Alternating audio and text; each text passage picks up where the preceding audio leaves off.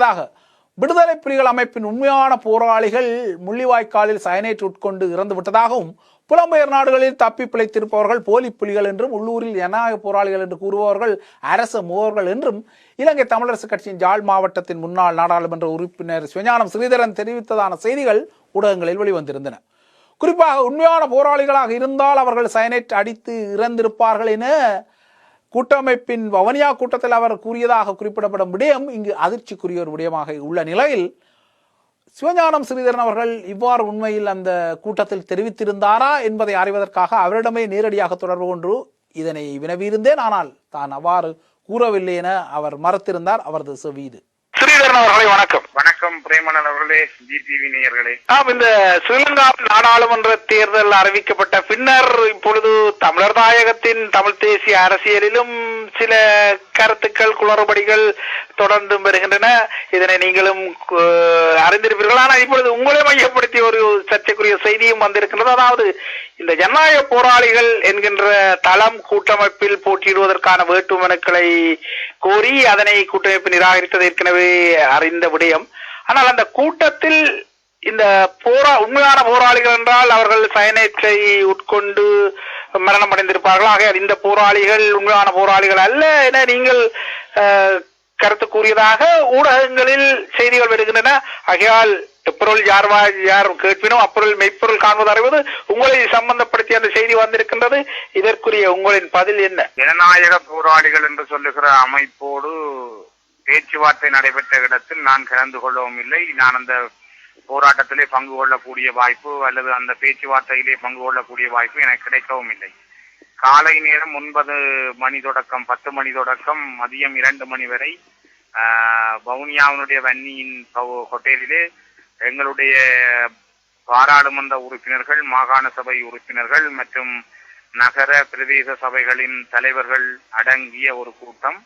எவ்வாறு நாங்கள் இந்த தேர்தலிலே பிரச்சாரங்களை மேற்கொள்வது, எவ்வாறு நாங்கள் இந்த தேர்தலிலே வெற்றி பெறுவது தொடர்பான ஆலோசனைகள் சம்பந்தமான ஒரு கூட்டமே காலை நடைபெற்றது. அந்த கூட்டத்துக்கும் நான் ஒரு 11:30 அளவில் தான் நான் அந்த கூட்டத்துக்கு சென்றிருந்தேன். 11:30 மணி அளவில் சென்ற பிற்பாடு நான் ஒரு மணி அளவில் ஒவ்வொருவருடைய கருத்துக்களும் கேட்டறியப்படுகிற பொழுது என்னுடைய கருத்தையும் நான் பதிவு செய்தேன். மிக முக்கியமாக நான் பதிவு செய்த கருத்து, வடக்கு கிழக்கிற்கு அப்பால் பலர் வடக்கு கிழக்குக்கு அப்பால் நாங்கள் தேர்தலிலே போட்டியிட வேண்டும் என்ற கோரிக்கைகளை முன்வைத்தார்கள். புத்தளம் மற்றும் கொழும்பு, கம்பகா போன்ற இடங்களிலே போட்டியிட வேண்டும் என்கிற எண்ணங்களை முன்வைத்திருந்தார்கள். ஆனால் அந்த எண்ணங்களுக்கு அடிப்படையில் நான் ஒரு கருத்தை முன்வைத்தேன். நாங்கள் வடக்கு கிழக்கு எங்களுடைய தாயகம் என்று சொல்லிக் கொள்ளுகின்ற சூழலில் நாங்கள் வடக்கு கிழக்குக்கு அப்பால் சென்று நாங்கள் ஒரு தேர்தலிலே போட்டியிட்டால் அது எங்களுடைய தமிழ் தேசியம், தமிழ் மக்களுடைய இருப்பு என்பதை கேள்விக்குட்படுத்தாதா அல்லது அது தொடர்பான வினாக்களிலே எங்களுக்கு ஒரு ஐயப்பாடுகளை தராதா என்று கேட்ட பொழுது சம்பந்தன் ஐயா அவர்களும் அதனை தான் பூரணமாக ஏற்றுக்கொள்ளவில்லை. தனக்கும் அதிலே உடன்பாடில்லை. நாங்கள் அப்படி ஒன்றை ஏற்றுக்கொள்ள முடியாது, நாங்கள் வடக்கு கிழக்கில் மட்டுமே நாங்கள் தேர்தலிலே பங்கு கொள்ளுவோம் என்ற நிலப்பாடுகள் அங்கே தெளிவாக எடுக்கப்பட்டது. அதே நேரம் நாங்கள் தேர்தலிலே போட்டியிட்ட பிற்பாடு அமைச்சர் பதவியை எடுத்துக் கொள்ளுவோம் என்கிற செய்திகள் எல்லாம் அடிபட்டுக் கொண்டிருக்கின்றன. குறிப்பாக ஜனவரி மாதம் நடைபெற்ற தேர்தலிலே ஜனாதிபதி மைத்ரிபால சிறிசேனா அவர்கள் பதவியேற்ற பிற்பாடு ஒரு தமிழ் பாராளுமன்ற உறுப்பினர் கூட்டமைப்பைச் சேர்ந்தவர் அமைச்சராக பெறப்போகிறார் என்ற செய்தி பரவலாக இருந்தது. நீங்கள் அதை அறிவீர்கள். ஆனால் அவ்வாறான செய்திகள் இருக்கிற பொழுது அது பின்னர் கைவிடப்பட்ட நிலையிலும் இப்பொழுது மக்கள் கேட்கிறார்கள், இந்த தேர்தலில் நீங்கள் வென்ற பிற்பாடு நீங்கள் அவ்வாறான ஒரு அமைச்சர் பதவியை எடுத்துக் கொள்வீர்களா என்ற ஐயம் தமிழ் மக்களிடம் இருக்கிறது. ஏற்கனவே அவ்வாறான சில செய்திகளும் வெளிவந்திருக்கின்றன. வடக்கு கிழக்கு இணைந்த மாகாணம் ஒன்று உருவாக்கப்பட மாட்டாது, கிழக்கு மாகாணத்திற்கும் வடக்கு மாகாணத்துக்கும் தனியான முதலமைச்சர்கள் இருப்பார்கள், வடக்குக்கும் கிழக்குக்கும் இணைந்த ஒரு மத்திய அமைச்சில் ஒரு தமிழர் அமைச்சராக இருப்பார், அவரிடமே போலீஸ் காணி அதிகாரங்கள் வழங்கப்படும். இது தொடர்பாக லண்டனிலே புலம்பெயர் தமிழர்களுடைய அமைப்புகளும் மற்றும் தமிழ் தேசிய கூட்டமைப்பை சேர்ந்தவர்களும் மங்கள சமர வீரவும் பேசியதாகவும் ஒரு செய்திகள் எல்லாம் இணையதளங்கள் பத்திரிகைகளிலே இவை வந்திருந்தன. இவை உண்மையா பொய்யா, இதிலே உண்மைகள் இருப்பதாக தெரியவில்லை. ஆனால் இப்படியான செய்திகள் மக்களை குழப்பி இருப்பதாகவும் நான் அந்த கூட்டத்திலே மிக தெளிவாக எடுத்துரைத்திருந்தேன். ஆகவே இது எங்களுடைய மக்களிடம் தமிழ் தேசிய கூட்டமைப்பினுடைய பலத்தையும் அவர்கள் மீது இருக்கிற பார்வையையும் சிதைக்கின்ற ஒரு நடவடிக்கையாக இருக்கின்றது. இதை நாங்கள் மிக கவனமாக கையாள வேண்டும். நாங்கள் மக்களுக்கு தெளிவாக சொல்ல வேண்டும். நாங்கள் அப்படியான அமைச்சு பொறுப்புகளை எடுப்போமா இல்லையா, நாங்கள் அங்கு அமைய போகிற தேசிய அரசிலே நாங்களும் அங்கத்தவர்களா என்ற விடயங்களை நாங்கள் தெளிவாக கதைக்க வேண்டும். ஏனென்றால் அந்த தெளிவு இன்னும் தமிழ் தேசிய கூட்டமைப்பிடம் இல்லை என்பதை நான் இந்த இடத்திலே குறிப்பிட வேண்டும். ஏனென்றால் அண்மையில் கூட வடக்கு மாகாண சபையை பலகீனப்படுத்தக்கூடிய வகையிலே எங்களுடைய பாராளுமன்ற உறுப்பினர்கள் சிலர் வாகனங்களை பெற்றுக் கொண்டதும், எங்களுடைய பாராளுமன்ற உறுப்பினர்கள் சிலர் நேரடியாக ரணில் விக்ரமசிங்கவோடு கலைத்து சில திட்டங்களை வழங்கி 5 கோடி ரூபாய் பெறுமதியான வேலை திட்டங்களை பெற்றுக் கொண்டமையெல்லாம் தமிழ் மக்களிடம் பலமான அதிருப்திகளை ஏற்படுத்தி இருக்கிறது. உண்மையிலேயே அது ஏற்றுக்கொள்ளப்பட முடியாத விடயங்கள். எவ்வாறு இருந்தாலும் பாராளுமன்ற உறுப்பினர்களுக்கு ஒதுக்கப்படுகின்ற 10 மில்லியன் 1 கோடி ரூபாய் நிதி என்பது இந்த வருடம் இலங்கையிலே எந்த ஒரு பாராளுமன்ற உறுப்பினருக்கும் ஒதுக்கப்படவில்லை. ஆனால் தமிழ் தேசிய கூட்டமைப்பை சேர்ந்த ஒரு பாராளுமன்ற உறுப்பினர் மட்டும் 5 கோடி ரூபாய் பெறுமதியான வேலை திட்டங்களை பெற்றுக் கொள்ளுதல், அல்லது தமிழ் தேசிய கூட்டமைப்பை சேர்ந்த ஒரு பாராளுமன்ற உறுப்பினர் ஒரு வாகனத்தை பெற்றுக் கொள்ளுதல், அல்லது தமிழ் தேசிய கூட்டமைப்பை சேர்ந்த இன்னொரு பாராளுமன்ற உறுப்பினர் வேறு திட்டங்களை கொடுத்து அரசோடு இருக்கிற மத்திய அமைச்சிலே இருக்கிறவர்களோடு ஒப்பந்தங்களை செய்து கொள்ளுதல் என்பது தமிழ் மக்களுடைய தீர்வாக அமைந்திருக்கின்ற வடக்கு மாகாண சபையினுடைய ஒரு அடிப்படை அழகை கூட கேள்விக்குட்படுத்தி இருக்கிறது. அதிகாரம் இல்லாத, நிதி இல்லாத, பலகீனப்படுத்துகின்ற செயல்பாடுகளை கொண்டு வந்திருக்கிறது.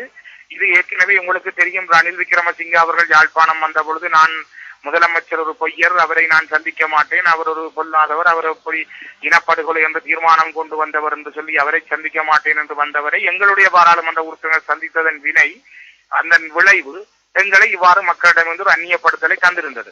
இந்த வேளை ஸ்ரீதரன் அவர்களை குறிப்பிடுவதற்கு மன்னிக்க வேண்டும். ஆனால் இந்த விடயத்தை நீங்கள் இவ்வாறு குறிப்பிடுகிறீர்கள். இந்த விடயம் குறித்து ஏற்கனவே ஊடக மாநாட்டை நடத்தி மாவை சேனாதராஜ் அவர்கள் அவ்வாறு ஒன்றும் நடைபெறவில்லை, கூட்டமைப்பு உறுப்பினர்கள் அவ்வாறு கொழும்பிட நேரடியாக உதவி கோரவில்லை என்ன குறிப்பிட்டிருக்கிறார். ஆனால் நீங்கள் முதலமைச்சரின் கருத்தை ஆமோதிப்பதற்கான இன்னொரு கருத்தை முன்வைக்கின்றீர்கள். ஆகையால் இதில் மீண்டும் ஒரு குழப்பம் ஏற்படுகிறது அல்லவா? பிரேமச்சந்திரன் அவர்கள் நேரடியாக பத்திரிகையாளர் மாநாடு நடத்தி அவர் சொல்லி இருந்தாரே, நான் 50 மில்லியன் நான் பெற்றுக்கொண்டேன், 50 மில்லியனிலே நான் 45 மில்லியனை யாழ்ப்பாணத்தில் 8 வீதிகளை போடுவதற்கும் 5 மில்லியனை பூநகரியிலே தண்ணீர் வழங்குவதற்கும் நான் திட்டமாக வழங்கி இருக்கிறேன் என கூறி அவர் கிளிநொச்சி மாவட்டத்திலே உள்ள சில வீதிகளுக்கு அவர் அடையாளமாக வீதிகளுக்கான ஆரம்ப விலைகளையும் ஆரம்பித்து வைத்திருக்கிறாரே. அவர் நேரடியாக சொல்லி இருந்தார். இதை விட என்ன ஆதாரம் உங்களுக்கு தேவை? ஏற்கனவே சுமந்திரன் அவர்களிடம் வழங்கப்பட்டது, தன்னிடம் ஒரு பிக்கப் வாகனம் தனக்கு வழங்கப்பட்டது உண்மை. நான் அந்த வாகனத்தை இப்பொழுது விநாயகமூர்த்தி அவரிடம் வாகனம் இல்லை, அதனால் அவருக்கு வழங்கி இருக்கிறேன் என்பதை அவர் எல்லா பாராளுமன்ற உறுப்பினருக்கு முன்னால் அவர் கண்டியிலே தேனிலகத்தில் வைத்து பாராளுமன்றத்தில் குறிப்பிட்டிருந்தவர். அவர் மறைக்கவில்லை அதை. ஆகவே இது உண்மையான சம்பவங்கள். இது யாரும் மறைப்பதற்கோ அல்லது ஒழிப்பதற்கான விடயங்கள் இல்லை. பாராளுமன்ற உறுப்பினர் மாவை சேனாதராஜா அண்ணன் அவர்கள் அதை இதையும் பெற்றுக் கொள்ளவில்லையே தவிர, ஆனால் இவர்கள் அதனை தெளிவாக சொல்லி இருந்தார்கள். ஆகவே இந்த விடயத்தை நான் இது கிண்டுகிறேன், ஏன் சொல்ல வருகிறேன் என்று சொன்னால், தமிழ் மக்களிடம் இருக்கிற பிரச்சனைகளை சிதைப்பதற்கும் அவர்களை சின்னாபின்னப்படுத்துவதற்கும் பல காரியங்கள் அரங்கேறுகின்றன. மிக முக்கியமாக இந்த ஜனநாயக போராளிகள் என்ற ஒரு அமைப்பு திடீரென ஒரு தேர்தல் வருகிற பொழுது மட்டும் உருவாக்கப்படுதல் காலத்துக்கு பொருத்தமானதா என்ற கேள்வியை நான் அந்த கூட்டத்திலே கேட்டிருந்தேன். மிக முக்கியமாக உங்களுக்கு தெரியும், ஜெனீவாவிலே தீர்மானம் கொண்டு வரப்படுகிற பொழுது நீங்களே பிரேமன்னர் அவர்களை நேரடியாக ஜெனீவாவிலே நின்று பார்த்தவர். ஒரு 11 தீர்மானம் வருகிறது ஒரு முறை என்றால் 11 6 தீர்மானங்கள் அரசாங்கத்துக்கு எதிராகவும் 5 தீர்மானங்கள் விடுதலை புலிகளுக்கு எதிராகவும் தான் கொண்டு வரப்படுகிறது. அவ்வாறு தீர்மானம் வருகிற பொழுது அந்த தீர்மானங்கள் விடுதலை புலிகளுக்கு எதிரான தீர்மானங்களை, அந்த குற்றங்களை அவர்கள் மீது அவர்கள் மீது அழுத்தம் கொடுப்பதற்கு, அவர்களை கைது செய்வதற்கு, அவர்கள் மீது பிரயோகிப்பதற்கு விடுதலை புலிகள் களத்திலே இல்லை. தலைவர் பிரபாகரனும் இல்லை, துணையாக இருந்த பொட்டம்மானும் இல்லை. அப்ப யார் மீது இந்த பிரச்சனைகளை திணிப்பது அல்லது யார் மீது இந்த பிரச்சனைக்கான தீர்வுகளை காண்பது என்பதில் இலங்கை அரசும் யோசித்துக் கொண்டிருக்கிறது. சர்வதேச சமூகமும் போர்க்குற்றங்களை கொண்டு வருகிற பொழுது யார் மீது இதனை பிரயோகிப்பது என்ற எண்ணங்களை கொண்டிருக்கிறார்கள். அவ்வாறு இருக்கிற பொழுது நாங்கள் ஜனநாயக போராளிகள் என்று ஒரு தூர நோக்கற்ற முறையிலே போராளிகளை கொண்டு போய் ஜனநாயக வழியிலே கொண்டு வந்திருக்கிறோம் என்று காட்டி அவர்களை இவ்வாறு தேர்தலிலே பங்கு கொள்ள வைத்தால், முதலாவது காரணம் அவர்கள் இலகுவாக கைது செய்யப்பட்டு இந்த போர்க்குற்றங்கள் அவர்கள் மீது சுமத்தப்படுவதற்கான வாய்ப்புகள் மிக அதிகமாக இருக்கிறது. ஒன்று. இரண்டாவது, ஜனநாயக போராளிகள் என்ற நிலையிலே தமிழீழ விடுதலை புலிகள் சார்பாக அவர்கள் ஒரு போராளிகளாக களமுறங்கி அந்த தேர்தலிலே அவர்கள் தோல்வி கண்டால் தமிழ் மக்கள் புலிகளை நிராகரித்து விட்டார்கள், புலிகளுடைய போராட்டத்தையும் அவர்கள் நிராகரித்து விட்டார்கள், அவர்கள் அந்த திறமையையும் ஏற்றுக்கொள்ளவில்லை என்கிற ஒரு பெரிய பிரச்சாரத்தை செய்வதற்கு ஒரு பெரிய வாய்ப்பாக இது அமைந்துவிடும். ஆகவே இது ஒரு பெரிய பாரதூரமான விஷயம். இந்த உலகத்திலே வாழுகிற ஒட்டுமொத்த தமிழர்களுக்குமே ஒரு தேசிய அடையாளத்தை தந்தவர் தலைவர் பிரபாகரனும் தமிழீழ விடுதலை புலிகளுடைய அந்த மாவீரர்களும் போராளிகளுடைய ஒவ்வொரு ரத்தமும் கண்ணீரும் தான் அந்த அடையாளத்தை எங்களுக்கு தந்தது என்பதை எங்களில் பலர் ஏற்றுக்கொள்ள மறுக்கிறார்கள். ஆகவே இந்த நிலையிலே எம்மவர்களில் கூட பலருக்கு இது விருப்பமாக இருக்கக்கூடிய காரியம். ஆகவே இது ஒரு மிக ஆபத்தானது. மாற்று இயக்கங்கள், மாற்று கொள்கைகளை கொண்டவர்களை எல்லாம் கொண்டதுதான் தமிழ் தேசிய கூட்டமைப்பு. ஒரு காலகட்டத்தில் விடுதலை புலிகளுக்கு எதிராக இறுதி வரை விடுதலை புலிகளுக்கு எதிராக செயல்பட்டவர்கள், குறிப்பாக தமிழீழ மக்கள் விடுதலை கழகம் கூட கடந்த 2010 தேர்தலிலே நாங்கள் உங்களுடைய தமிழ் தேசிய கூட்டமைப்பிலே இணைய வேண்டுமானால் முதலில் புலிகளால் உருவாக்கப்பட்ட தமிழ் தேசிய கூட்டமைப்பு என்கிற பெயரை நீக்கிவிட்டு வாருங்கள் என்று சொன்ன வரலாற்றை நீங்கள் வேண்டுமானால் அந்த இருக்கிற பாராளுமன்ற உறுப்பினர்கள் செல்வம் அடைக்கலநாதன், அரியநேந்திரனாரோட நீங்கள் கேட்டு பாருங்கள். இவ்வாறு சொன்னவர்கள் கூட அதே தமிழ் தேசிய கூட்டமைப்பில் வந்துதான் வெற்றி பெற வேண்டும் என்கிற ஒரு நியதி உருவாக்கப்பட்டதை யாரும் மறக்க முடியாது. ஆகவே தமிழ் தேசிய கூட்டமைப்பிலே இவ்வாறு போராளிகளை கொண்டு வந்து தோற்கடித்தல் அல்லது அவர்கள் மீது போர்க்குற்றங்களை சுமக்க வைத்தல், இவ்வாறான சூழ்நிலைகளை உருவாக்கினால் அவர்கள் மக்களிடமிருந்து அந்நியப்படுவார்கள். இது இரண்டாவது காரணம். மூன்றாவது, புலிகளே ஜனநாயக வழிக்கு வந்து அவர்களே தேர்தலிலே பங்கு கொள்கிறார்கள். அவர்கள் என்ன சமஸ்தியாக இருக்கிறார்கள், வழக்கு கிடக்கிற இந்த தீர்வாக இருக்கிறார்கள், அவர்களுக்கு ஒன்றும் இல்லை, அவர்களே பிரச்சனை இல்லை என்கிற பொழுது ஏன் நீங்கள் தமிழ் மக்கள் கேட்கவில்லை, டிஎன்ஏ மட்டுமே ஏன் கேட்கிறீர்களே? பல தடவை மஹிந்த ராஜபக்ச பாராளுமன்றத்தில் சொல்லியிருக்கிறார், தமிழ் மக்கள் அங்கு நாடு வடக்கு கிழக்கு இந்த தீர்வு கேட்கவில்லை, அது டிஎன்ஏயிலே உள்ள சில தலைவர்கள் தான் கேட்கிறார்கள், அவர்களுக்கு தான் சுயநல அரசியலுக்காக தேவைப்படுகிறது என்று பலமுறை பேசியிருக்கிறார்கள். ஆகவே இவ்வாறு நாங்கள் மலினப்படுத்தப்பட்டு எங்களுடைய கொள்கைகள் சிதைக்கப்படுவதற்கு இது ஒரு காரணமாக ஒரு தீய சக்திகள் இதனை பயன்படுத்துகின்றன. குறிப்பாக நீங்கள் பாருங்கள், ஒரு ஒப்பற்ற தலைவன் பிரபாகரனுக்கு கீழ் வாழ்ந்த போராளிகள் இன்று ஒரு போராட்ட களத்திலே இருந்த ஒருவனை தங்களுடைய தலைவனாக ஏற்றிச் சென்றிருந்தால் அது ஒரு நியாயமானதாக இருந்திருக்கும். அவர்கள் தங்களுக்குள் பேசி ஒரு தலைவனை உருவாக்கி ஜனநாயக போராளிகளாக வந்திருந்தால் அதை ஏற்றுக்கொள்ளக்கூடியதாக இருக்கும். ஏன் அவர்கள் வெளியிலே இருக்கிற ஒருவரை ஒரு தங்களுடைய தலைவனாக ஏன் கொண்டு வந்து அவர் பேச வேண்டிய தேவை என்ன அந்த இடத்துல இருக்கிறது? அந்த கேள்வியை நானே நேரடியாக வித்யாதரனிடம் நேற்று கேட்டிருந்தேன். அவர் உங்களின் கருத்து, ஆனால் இப்போ அந்த நேரம் அவர் கூறியது நீங்கள் கூறிய கருத்தை தான் அவர் மேற்கோள் காட்டுகின்றார் என எனக்கு தெரியவில்லை. ஆனால் இதை கேட்ட பொழுது அவர் யாரோ செய்ய தயங்கிய விடயத்தை நான் செய்கின்றேன், அதில் என்ன பிரச்சனை என்று எதிர்கேள்வி கேட்கின்றார். அத்துடன் நீங்கள் குறிப்பிட்ட அந்த விடயம், ஏற்கனவே பலர் இந்த விடயத்தில் நாடாளுமன்ற உறுப்பினர்கள் கடுமையாக விடுதலை புலிகளை விமர்சித்தவர்கள் எல்லாம் இப்பொழுது அவ்வாறான விமர்சனங்களிலே, ஆனால் நீங்கள் ஏற்கனவே தமிழ் தேசியத்தின்பால் நின்ற உங்கள் மீது இப்பொழுது இந்த விடுதலை புலிகளை ஏன் சயனைட் அடிக்கவில்லை என்கின்ற ஒரு விமர்சனம் முன்வைக்கப்படும் பொழுது அது கொஞ்சம் எங்கோ ஒரு பரிமாணத்தை காட்டுகின்றது அல்லவா? ஆகையால் இதில் நீங்கள் அவதான நிலையை எடுத்திருக்க வேண்டியது அவசியம். நீங்கள் தெளிவாக அப்படி நான் பேசியிருந்தால் அந்த ரெக்கார்டிங் நான் எங்கே பேசியிருக்கிறேன் அந்த தெளிவாக அந்த ரெக்கார்டிங்கை நான் இந்த விஷயத்திலே பேச்சல்ல, நான் என்னுடைய கருத்தை வைத்த பொழுது இப்படியான வார்த்தைகளை நான் அந்த இடத்தில் பிரயோகிக்கவே இல்லை. அப்படி பிரயோகித்திருந்தால் நான் அங்கு இருந்தவர்கள் பாராளுமன்ற உறுப்பினர்கள், அங்கு மாகாண சபை உறுப்பினர்கள், பிரதேச நகர சபைகளின் தலைவர்கள். ஆகவே இவர்களில் ஒருவரை நீங்கள் நேரடியாக நேர்முகம் கண்டு சொல்லுங்கள், ஸ்ரீதரன் இவ்வாறு தான் சொன்னவர் என்று அவர்களில் யாராவது ஒருவர் நேரடியாக சொல்லட்டும். எந்த ஒரு ஊடகவியலாளரோ எந்த ஒரு ஊடகமோ அந்த இடத்துல இருக்கவில்லை, அந்த கூட்டத்தில் அவர்கள் பங்கு கொள்ளவில்லை. கூட்டத்திலே ஆரம்பத்தில் அவர்கள் சில புகைப்படங்களை எடுத்ததோடு அவர்கள் சென்றிருக்கிறார்களே தவிர நானும் அந்த நேரத்தில் அங்கு இருக்கவில்லை. ஆனால் இங்கு யாரும் ஒரு ஊடகத்துறை கூட இல்லாமல் இருந்த இடத்தில் எங்களுடைய பாராளுமன்ற உறுப்பினர்கள், எங்களுடைய மாகாண சபை உறுப்பினர்கள், எங்களுடைய நகர பிரதேச சபைகளின் தலைவர்களை வைத்துக் கொண்டு ஊகங்களின் அடிப்படைகளில் வருகிற செய்திகள் இந்த நேரத்தில் ஒரு தேர்தலிலே ஸ்ரீதரன் தான் விருப்பு வாக்குகளை எடுத்து விடுவாரோ, ஸ்ரீதரன் வென்று விடுவாரோ என்று பயப்படுகிற எம்மவர்களுக்குள் இருக்கிற சில தீய சக்திகளும் அரசாங்கத்தோடு இணைந்து செயல்படுகிற சில சக்திகளும் இணைந்துதான் இந்த காரியத்தை கையாண்டிருக்கிறார்கள். இதுல எனக்கு எந்த விதமான பாதகங்களையும் நான் பார்க்கவில்லை. நான் மிக தெளிவாக இருக்கிறேன். நான் நேர்மையும் நெஞ்சுரத்தும் கடந்த 5 ஆண்டுகள் சொல்லக்கூடிய விடயங்களை மிக தெளிவாக சொல்லி இருக்கிறேன். பாராளுமன்றத்தில் கூட நான் தெளிவாக பிரபாகரன் பற்றி, தலைவர் பிரபாகரன் பற்றி பேசியிருக்கிறேன். விடுதலை புலிகள் காணாமல் போனவர்கள் பற்றி நான் பேசியிருக்கிறேன். நான் போராளிகள் பற்றி பேசியிருக்கேன். இதுவரை எந்த ஒரு பாராளுமன்ற உறுப்பினரும் நான் பேசியது போல் இல்லை. அதற்காக நான் 6 தடவைகள் 4ஆம் மாடிகள் வரை சென்றிருக்கிறேன். ஒரு முறை சூடு வாங்கி இருக்கிறேன்.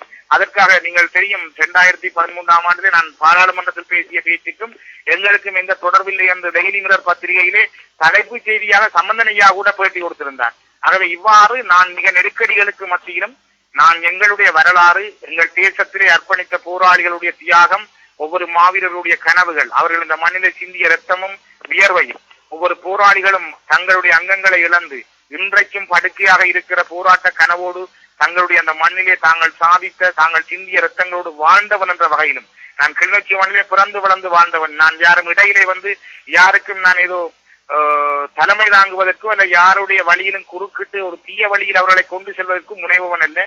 அந்த வகையில் நான் இப்படியான வார்த்தைகளை பேசவில்லை. பேசியிருந்தால் அதனை யாராவது நிரூபிக்கட்டும். நிரூபித்தால் நான் அதை ஏற்றுக்கொள்கிறேன். ஆமா, அவ்வாறாயின் இது ஒரு விஷமத்தனமாக உங்களை குறிவைத்து இந்த செய்தி கசிய விடப்பட்டிருக்கிறது என்பது இப்பொழுது உங்களின் வாக்குமூலத்தின் அடிப்படை புலனாகின்றது. ஆகையால் இவ்வாறான செய்திகள் எதிர்காலத்தில் இந்த தேர்தல் நெருங்க மேலும் தீவிரமடையக்கூடும். ஆகையால் இதில் எவ்வாறான ஒரு தடுப்பை பிரயோகிக்க வேண்டும்? இதுக்கு தடுப்பு 5 லட்சத்துக்கும் மேற்பட்ட தமிழ் இணையதளங்கள் உலகத்தில் இருக்கின்றன. பல ஆயிரக்கணக்கான பத்திரிகைகள் இருக்கின்றன. இவ்வாறான பல்லாயிரம் கொண்ட இணையதளங்களிலே ஒருவர் ஒரு இணையதளத்திலே ஒரு செய்தியை அவரை உருவாக்கி போடுகிற பொழுது எத்தனையோ லட்சக்கணக்கான சமூக வலைதளங்கள் இருக்கின்றன. இவற்றுக்கூடாக இந்த செய்திகள் காட்டு தீ போல மிக வேகமாக பரவும். அது பரவி ஒரு செய்தி வந்தால் இன்னொரு செய்தி வருகிற பொழுது அந்த செய்தி இல்லாமல் போகும். ஆனால் உண்மைகள் எப்பொழுதும் நேரடியாக அவர் வாக்குமூலம் அளிக்க வேண்டும். அல்லது இப்பொழுது நான் உங்களோடு பேசுவது போல ஒலி வடிவமாக அவர்கள் வேணுமானால் நிரூபிக்கட்டும். அப்படியான ஒரு செய்தி இருந்தால் அதனை நான் ஏற்றுக்கொள்ள தயாராக இருக்கிறேன். ஆகவே இவற்றுக்காக பயந்து அரசியலில் இருந்து நாங்கள் ஒதுங்க முடியாது, அல்லது நாங்கள் ஒதுங்கி ஓடவும் முடியாது. இது எங்களை இந்த அரசியல் களத்திலே, அதுவும் இந்த தேர்தல் மிக மிக முக்கியமான யாழ்ப்பாண தேர்தல் என்றால் 7 ஆசனங்களுக்காக பல கட்சிகள் போட்டியிடுகின்றன. பல பேர் தங்களுடைய வாழ்வா சாவா போராட்டத்தில் இறங்கி இருக்கிறார்கள். இந்த நேரத்தில் ஸ்ரீதரனை களத்திலே இருந்து அடக்குவதற்கு பல முயற்சிகள் நடைபெறுகின்றன. முடியுமான அளவுக்கு எனக்கு மக்கள் என்கிற பலம் என்னிடம் இருக்கிறது, என்னோடு மக்கள் இருக்கிறார்கள். தேர்தல் முடிவுகள் அதற்குரிய சாட்சியங்களை சொல்லும் என்று நான் நம்புகிறேன். நன்றி ஸ்ரீதரன் அவர்களே. நன்றி பிரேமணன் அவர்களே, ஜிடிவி நேயர்களே. அது கூட்டமைப்பின் முன்னாள் நாடாளுமன்ற உறுப்பினர் சிவஞானம் ஸ்ரீதரன் வழங்கிய செய்தி வீச்சுக்குரிய செவி.